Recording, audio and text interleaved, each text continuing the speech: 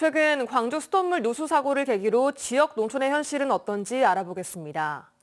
농촌은 도시에 비해 누수율, 즉 수돗물이 새는 비율은 훨씬 더 높아서 그야말로 절반은 쓰고 절반은 버리는 실정인데요. 한 해 평균 5,400만 톤의 수돗물이 수도관을 지나가는 과정에서 사라지고 있습니다. 우종훈 기자가 현장 취재했습니다.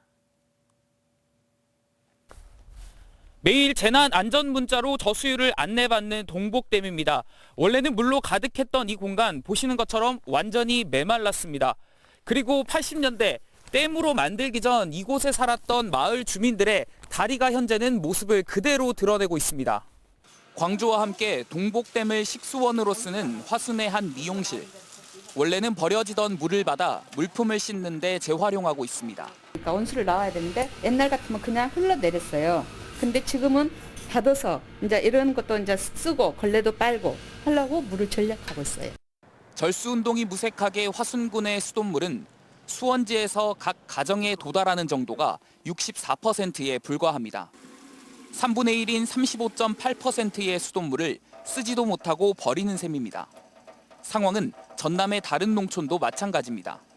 가장 최근의 통계를 기준으로 이곳 구례의 누수율은 절반에 이르렀습니다. 즉 흘려보낸 물 가운데 절반은 버려지고 있는 셈입니다. 구례의 누수율은 43.9%를 기록했는데 이런 상황은 영암과 보성, 고흥과 신안 등 특히 군 단위 지자체에 더 심각했습니다. 지난 1994년 20%에 이르렀던 전국 평균 누수율이 10.2%까지 줄어든 것과 달리 농촌에 새는 물은 되레 많아지고 있고 서울 1.8%, 광주 5.4% 등 평균보다 낮은 특광역시와의 누수율 격차도 커지고 있습니다. 그 말도 안 되는 소리죠. 물을 아낄 필요가 없죠. 그 상수도관 그들이 물을 안 아끼는 거지 실질적으로 이 주민들은 물을 얼마나 많이 아끼는데. 농촌의 물이 특히 더 많이 새는 이유는 사람이 줄어 마을 사이 거리가 멀다 보니 정수장부터 각 가정까지 연결해야 할 상수도관이 길고 물이 샜을 때 누수를 최소화할 시스템 구축 등이 제대로 안 된 탓입니다. 발로 길이도 길고 수용과도 좀 적고 물 사용량도 적기 때문에 실상 그가 좀 저희 군 입장에서는 떨어진 추세입니다. 안 보이는 데서 새는 전남의 물은 한 해 5,400만 톤.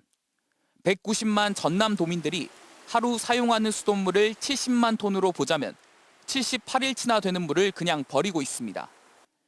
기후 위기에 따른 물 부족과 인구 소멸로 상황이 더욱 열악해지는 상황에서 먹는 물 부족 문제는 농촌에서 훨씬 더 심각한 피해를 낼 가능성이 큽니다. MBC 뉴스 우종훈입니다.